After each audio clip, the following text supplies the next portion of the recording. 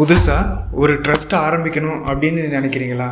ஆனால் அதை எப்படி ஆரம்பிக்கிறது, அதில் என்னென்ன ப்ராசஸ் எல்லாம் இருக்குது அப்படின்றது தெரியலையா? அப்படின்னா உங்களுக்கு தான் இந்த வீடியோவில் ஒரு ஒரு 4 ஸ்டெப்ஸை ஃபாலோ பண்ணுறது மூலமாக உங்கள் ட்ரஸ்ட்டை எப்படி பதிவு பண்ணலாம் அப்படின்றத பற்றி டீட்டெயிலாக பார்க்க போகிறோம். நம்ம சேனலில் ஒரு ட்ரஸ்ட்டை எப்படி ஆரம்பித்து அதை எப்படி சக்ஸஸ்ஃபுல்லாக ரன் பண்ணலாம், இன்கம் டேக்ஸில் எப்படி எக்ஸம்ஷன் எல்லாம் நம்ம கிளைம் பண்ணுறது, இந்த மாதிரியான தகவல்கள் எல்லாமே நான் வீடியோ வடிவில் பதிவு பண்ணிட்டு வரேன். இது வரைக்கும் நம்ம சேனலை சப்ஸ்கிரைப் பண்ணாதவங்க சப்ஸ்கிரைப் பண்ணிவிடுங்க. ஸ்டெப் 1, இதில் உங்கள் ட்ரஸ்ட்டோட நேச்சரை நீங்கள் டிசைட் பண்ணீங்க. எதுக்காக உங்கள் ட்ரஸ்ட்டை ஆரம்பிக்கிறீங்க அப்படின்றத டிசைட் பண்ணீங்களா? இது ஒரு சேரிட்டபிள் பர்பஸ்க்காக ஆரம்பிக்கிறீங்களா, அதாவது சர்வீஸ் பண்ணுறதுக்காக ஆரம்பிக்கிறீங்களா, அல்லது ரிலீஜியஸ் பர்பஸ்க்காக, இந்த கோயில் கட்டுறது, இந்த கோயிலை மெயின்டைன் பண்ணுறது, இந்த மாதிரியான பர்பஸாக, சேரிட்டபுளா அல்லது ரிலீஜியஸாக, அல்லது ரிலீஜியஸ் கம் சேரிட்டபுளா அப்படின்றத நீங்கள் டிசைட் பண்ணிக்கோங்க. அதில் ஒரு வேளை நீங்கள் சேரிட்டபிள் ட்ரஸ்ட்டை ஆரம்பிக்கிறீங்கன்னா அதில் உங்களோட மெயின் ஃபோக்கஸான ஏரியா எது? எஜுகேஷனா, ஹெல்த்தா, அல்லது என்விரான்மெண்ட்டுக்காக ஒர்க் பண்ணுற போகிறீங்களா, இல்லை அனிமல் வெல்ஃபேரா, அது என்ன ஏரியாவில் நீங்கள் ஒர்க் பண்ண போகிறீங்களோ அதை டிசைட் பண்ணிக்கோங்க. அடுத்தது ட்ரஸ்ட்டோட நேம் அண்ட் அட்ரஸை நீங்கள் செலக்ட் பண்ணிக்கோங்க. உங்கள் ட்ரஸ்ட்டுக்கு என்ன பேர் வைக்க போகிறீங்க, ஆஃபீஸ் அட்ரஸாக எந்த அட்ரஸை நீங்கள் தர போகிறீங்க, தனியாக ஆஃபீஸ் நீங்கள் ரெண்டலுக்கு எடுத்து ரன் பண்ண போகிறீங்களா, அல்லது உங்கள் வீட்டு அட்ரஸே ஆஃபீஸ் அட்ரஸாக கொடுத்து உங்கள் ட்ரஸ்ட்டை ரன் பண்ண போகிறீங்களா அப்படின்றத டிசைட் பண்ணிக்கோங்க. அப்புறம் இந்த ட்ரஸ்ட்டில் யாரெல்லாம் சேர்ந்து இந்த ட்ரஸ்ட்டை ஆரம்பிக்க போகிறீங்க, யார் ஃபவுண்டராக இருக்க போகிறீங்க, யார் மேனேஜிங் ட்ரஸ்டி, யார் ட்ரெஸரர், அவங்களோட ரோல்ஸ் அண்ட் ரெஸ்பான்சிபிலிட்டி என்னென்ன அப்படின்றது எல்லாமே இப்போவே டிசைட் பண்ணிக்கோங்க. அடுத்ததான் ஸ்டெப் 2. இந்த ஸ்டெப் 2ல் ட்ரஸ்ட் டீட் ஒன்று நம்ம ரெடி பண்ண வேண்டியிருக்கும். இந்த ட்ரஸ்ட் டீடில் தான் இந்த டீட்டெயில்ஸ் எல்லாமே, உங்களோட ட்ரஸ்ட் நேம் அண்ட் அட்ரஸ், ட்ரஸ்டீஸோட டீட்டெயில்ஸ், உங்களோட அப்ஜெக்டிவ், ஒவ்வொருத்தருக்கான ரோல்ஸ் அண்ட் ரெஸ்பான்சிபிலிட்டிஸ், இது எல்லாமே மென்ஷன் பண்ணி ஒரு லீகல் டாக்குமெண்ட் நீங்கள் ட்ரஸ்ட்டு டீடை ரெடி பண்ண வேண்டியிருக்கும். ட்ரஸ்ட்டு டீடை பொறுத்த வரைக்கும் அதை ப்ரிப்பேர் பண்ணுறதுக்கு ஒரு அட்வொகேட்டை நீங்கள் என்கேஜ் பண்ணுங்கள். அட்வொகேட் மூலமாக ஒரு ட்ரஸ்ட்டு டீடை ரெடி பண்ணுங்கள். அப்படி இல்லாட்டி கவர்மெண்ட்டில் ரெஜிஸ்டர் பண்ணின ஒரு டாக்குமெண்ட் ரைட்டரை வச்சு அந்த ட்ரஸ்ட்டு டீடை நீங்கள் ரெடி பண்ணிக்கலாம், ப்ரிப்பேர் பண்ணிக்கலாம். தமிழ்நாட்டை பொறுத்த வரைக்கும் தமிழ்நாடு ரெஜிஸ்ட்ரேஷன் டிபார்ட்மெண்ட்லேயே ஒரு சர்க்குலர் இருக்குது. ட்ரஸ்ட்டு டீட் அல்லது இந்த மாதிரியான டீட் எல்லாமே பார்த்தீங்கன்னா ஒரு டாக்குமெண்ட் ரைட்டரோ அல்லது அட்வொகேட் மட்டும்தான் ப்ரிப்பேர் பண்ணணும் அப்படின்னு ஒரு சர்க்குலர் ஒரு லாஸ்ட் 2 இயர்ஸ்க்கு முன்னாடி வந்துச்சு. ஸோ அதனால் ஒரு அட்வொகேட்டை நீங்கள் என்கேஜ் பண்ணிக்கிறது நல்லது. அவர்கிட்ட இந்த டீட்டெயில்ஸ் எல்லாம் சொல்லி ஒரு ட்ரஸ்ட்டு டீடை எங்களுக்கு ரெடி பண்ணி கொடுங்க அப்படின்னிங்கன்னா அவங்களே ரெடி பண்ணி தருவாங்க. ஒன்ஸ் ப்ரூஃப் பார்த்துட்டு ஏதாவது கரெக்ஷன் இருந்தாலும் அவர்கிட்ட சொல்லி நீங்கள் கரெக்ஷன் பார்த்துட்டு அவர்கிட்ட அவரோட ஃபோட்டோ, அப்புறம் அவரோட ரெஜிஸ்ட்ரேஷன் நம்பர், அட்வொகேட்னால் அவரோட என்ரோல்மெண்ட் நம்பர், அவரோட சீல் வச்சு அவர் சைன் பண்ணி கொடுக்கணும். அந்த டிராஃப்ட்டை, அந்த டீடை அவர் தான் ரெடி பண்ணார், ப்ரிப்பேர் பண்ணார் அப்படின்றதுக்கு. ஸோ எதுக்காக நான் அட்வொகேட்டை அதிகமாக ரெக்கமெண்ட் பண்ணுறேன்னா, அவங்களுக்கு ரீசெண்டாக ஆக்டில் என்னென்ன சேஞ்சஸ் எல்லாம் கொண்டு வந்திருக்காங்க அப்படின்றத பற்றின அந்த அப்டேட்டடாக இருப்பாங்க. ஸோ முடிஞ்ச வரைக்கும் ஒரு அட்வொகேட்டை என்கேஜ் பண்ணி இந்த ட்ரஸ்ட்டு டீடை ப்ரிப்பேர் பண்ணிங்க. இதுதான் ஸ்டெப் 2. ஸ்டெப் 3ல் என்ன பண்ண போகிறோன்னா, நம்மக்கிட்ட ட்ரஸ்ட்டு டீட் ரெடி ஆகிடுச்சு, எல்லாமே ப்ரிப்பேர் பண்ணிட்டோம். அடுத்ததாக என்ன பண்ண போகிறோம்னா ஸ்டெப் 3ல் எந்த டேட்டில் நம்ம ரெஜிஸ்டர் பண்ண போகிறோம் ட்ரஸ்ட்டை அப்படின்றது தான்.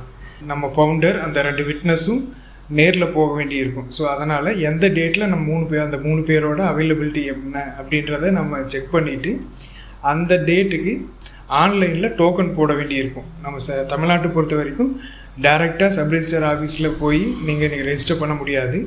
எந்த டேட்டில் ரெஜிஸ்டர் பண்ணலாம் அப்படின்னு டிசைட் பண்ணிடுறீங்களோ அந்த டேட்டுக்கு ஒரு 2 நாள் அல்லது 1 நாள் முன்னாடியே நீங்கள் ஆன்லைனில் அப்பாயின்மெண்ட், அதாவது டோக்கன் புக் பண்ணதுக்கப்புறம் தான் நீங்கள் போய் அதை ரெஜிஸ்டர் பண்ண முடியும். ஸோ இந்த ஸ்டெப் 3ல் எந்த டேட்டில் ரெஜிஸ்டர் பண்ண போகிறோம் அப்படின்னு டிசைட் பண்ணிவிட்டு அதுக்கு ஆன்லைனில் டோக்கன் இனிஷியேட் பண்ணிடுங்க. ஆன்லைனில் டோக்கன் இனிஷியேட் பண்ணும்போது கவர்மெண்ட் ஃபீஸ் ஒரு 320 ரூபா வரும். இனிஷியலாக நீங்கள் ஒரு 320 ரூபா ஆன்லைனில் நீங்கள் பே பண்ணுற மாதிரி இருக்கும். அதுக்கும் அந்த பேமெண்ட்டும் பண்ணி அதுக்கான ரெசிப்டையும் நீங்கள் பிரிண்ட் அவுட் எடுத்துக்கோங்க. கடைசியாக ஸ்டெப் 4. இந்த ஸ்டெப் 4ல் தான் நம்ம ரெஜிஸ்ட்ரேஷன் பண்ண போகிறோம். இப்போது நம்மக்கிட்டே இருக்கிற அந்த ஆன்லைனில் டோக்கன் போட்டதுக்கான அந்த டோக்கன் ரெசிப்ட்டு ப்ளஸ் ஆன்லைனில் பே பண்ணுறதுக்கான அந்த payment receipt, original trust deed, இது எல்லாமே நம்மகிட்ட இருக்கும். ப்ளஸ் உங்கள் எல்லாரோட ஆதார் கார்டு, அதாவது ஃபவுண்டர் 2 விட்னஸ் அவங்களோட ஆதார் கார்டோட காப்பி பின்னாடி அட்டாச் பண்ணிவிட்டு இதை கொண்டு போய் சப் ரெஜிஸ்டர் ஆஃபீஸில் நம்ம என்ன டைமுக்கு நம்ம டோக்கன் போட்டிருக்கோமோ அந்த டைமுக்கு போய் நீங்கள் சப் ரெஜிஸ்டர்கிட்டயே அந்த டாக்குமெண்ட் கொடுத்தா போதும்.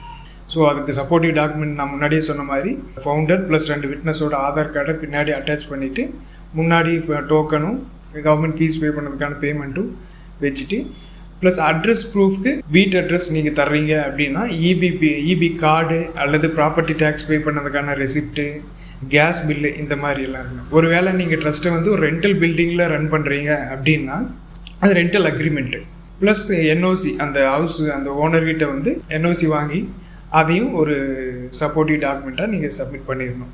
ஸோ இது எல்லாமே ரெடி பண்ணி நீங்கள் சப் ரெஜிஸ்ட்ரார்கிட்ட சப்மிட் பண்ணிட்டீங்கன்னா ஒன்ஸ் அவர் எல்லாமே ப்ராப்பராக இருக்கா, எல்லாமே உண்மையாக இருக்கா, டாக்குமெண்ட்ஸ் எல்லாமே அப்படின்றத வெரிஃபை பண்ணிவிட்டு ஸோ அவர் வந்து அங்கே ரெஜிஸ்டர் பண்ணி கொடுத்துருவாரு. இது அந்த ரெஜிஸ்டர் பண்ணும்போது ஃபவுண்டரும் 2 விட்னஸும் கண்டிப்பாக நேரில் போக வேண்டியிருக்கும். மற்ற ட்ரஸ்டீஸ் எல்லாம் நேரில் வர வேண்டிய அவசியம் இருக்காது.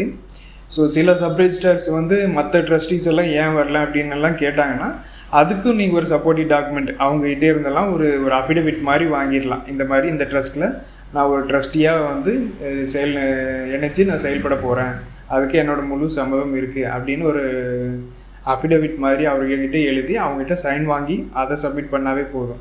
ஃபவுண்டர் மட்டும்தான், ஃபவுண்டர் தான் டாக்குமெண்ட்டை எக்ஸிக்யூட் பண்ண போகிறாரு. ஸோ ஃபவுண்டரும் அதுக்கு சாட்சியாக ஒரு 2 விட்னஸ் மட்டும் நேரில் போனால் போதும்.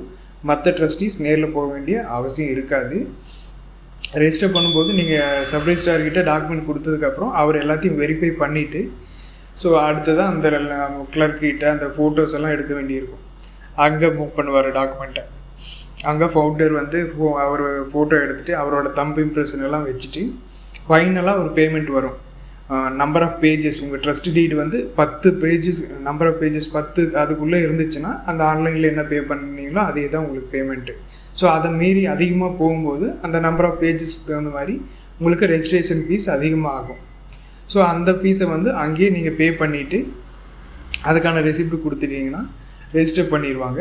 ரெஜிஸ்ட்ரேஷன் எல்லாம் முடிஞ்சிருச்சுன்னா உதாரணத்துக்கு அன்றைக்கி காலையில் நீங்கள் டாக்குமெண்ட்டை ரெஜிஸ்டர் பண்ணுறீங்கன்னா மேக்ஸிமம் அன்றைக்கி ஈவினிங்கே உங்களுக்கு டாக்குமெண்ட் வந்து ரெஜிஸ்டர் பண்ணி அந்த நம்பரெல்லாம் போட்டு சப் ரெஜிஸ்டர் சைன் பண்ணி உங்களுக்கு டாக்குமெண்ட் ரெஜிஸ்டர்டு டாக்குமெண்ட் கொடுத்துருவாங்க. ஒருவேளை நீங்கள் மதியத்துக்கு மேலே ரெஜிஸ்டர் பண்ணுறீங்க அப்படின்னா அல்லது வெள்ளிக்கிழமை அந்த மாதிரி சமயங்களில் ரெஜிஸ்டர் பண்ணுறீங்கன்னா அடுத்த ஒர்க்கிங் டேயில் தான் உங்களுக்கு டாக்குமெண்ட் கையில் கிடைக்கும். ஸோ இதுதான் 4 ஸ்டெப்ஸ். இந்த 4 ஸ்டெப்பை நீங்கள் ஃபாலோ பண்ணிங்கன்னா உங்கள் ட்ரஸ்ட்டை வந்து ஈஸியாக ரெஜிஸ்டர் பண்ணிடலாம் தமிழ்நாட்டில். ஸோ இந்த வீடியோ உங்களுக்கு ரொம்ப யூஸ்ஃபுல்லாக இருக்கும் நான் நம்புகிறேன். இந்த வீடியோ உங்களுக்கு பிடிச்சிருந்ததுன்னா லைக் பண்ணுங்கள். உங்களுக்கு ஏதாவது சந்தேகங்கள் இருந்துச்சுன்னா கீழே கமெண்ட்டில் கேளுங்க. என்னோடய நம்பரும் இங்கே ஷேர் பண்ணுறேன், எனக்கு கால் பண்ணியும் நீங்கள் பேசலாம். இது வரைக்கும் இந்த வீடியோவை பொறுமையாக பார்த்ததுக்கு ரொம்ப நன்றி.